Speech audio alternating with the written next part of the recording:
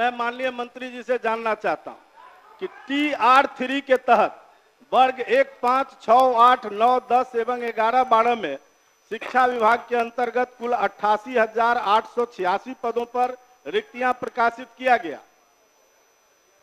इसमें से महोदय मल्टीपल रिजल्ट जिसका आया है उसके बदले एक एक रिक्ति पर 2-2 रिजल्ट आ गया, 3-3 रिजल्ट आ गया।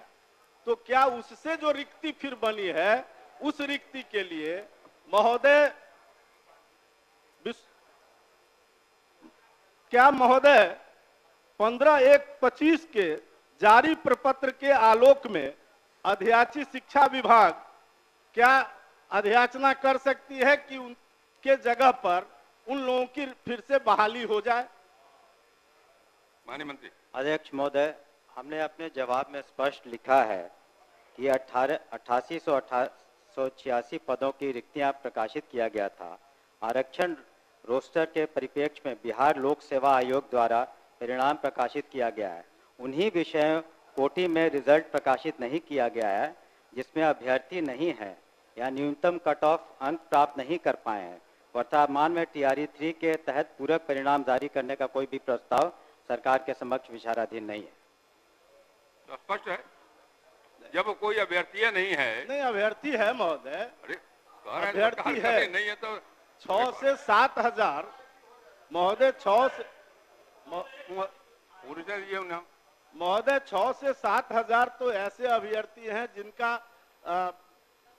रिजेक्ट कर दिया गया और बाकी ऐसे अभ्यर्थी हैं महोदय, मार्क्स नहीं आएगा तो क्या करेंगे? नहीं महोदय, ऐसे अभ्यर्थी हैं जिसके बारे में हम जानना चाहते हैं कि जिनके मल्टीपल रिजल्ट आ गए। मल्टीपल रिजल्ट आने के कारण उसमें से कई लोग छट गए, तो जो छठे जिस स्थान पर से उतनी रिक्ति फिर रह गई, उस रिक्ति पर लोक सेवा आयोग ने अध्याचना किया है कि शिक्षा विभाग अगर ये अध्याचना करे, उन्होंने अपने पत्र में स्पष्ट किया, वो पत्र भी मेरे पास है महोदय, यही वो पत्र है, और उसने मांगा है कि अगर शिक्षा विभाग ये अध्याचना करे तो हम उस पर बहाली करने को तैयार हैं। तो क्या शिक्षा विभाग अध्याचना करना चाहती है? मंत्री, सीधा जवाब भी है कि तत्काल उस पर कोई हम लोग विचार नहीं कर रहे हैं। धन्यवाद। क्या बोलिए? ये जब विज्ञप्ति आई थी महोदय तो उस समय अभ्यर्थियों से प्राथमिकता लिया गया था। आप प्राथमिकता देने के बावजूद एक अभ्यर्थी का 3-3 जगह रिजल्ट दिया गया है और ये सदन को गुमराह किया जा रहा है कि कट ऑफ के अंदर लोग नहीं आए। कोई गुमराह नहीं करता, बल्कि महोदय वो सब पब्लिक में है महोदय, कट ऑफ इक्वल, जो कट ऑफ आया है उसके इक्वल मार्क्स रहते हुए भी केवल एज के चलते हजारों की संख्या में विद्यार्थियों का चयन नहीं हुआ है। इक्वल नंबर है लेकिन एज के चलते इनको बाहर रखा गया है। कुछ लोग 1 नंबर से हैं, सब मिनिमम एलिजिबिलिटी पॉइंट से ऊपर वाले बच्चे हैं। इसीलिए और सरकार ने TR1 में सप्लीमेंट्री रिजल्ट दिया भी था। पूरा क्या आपका?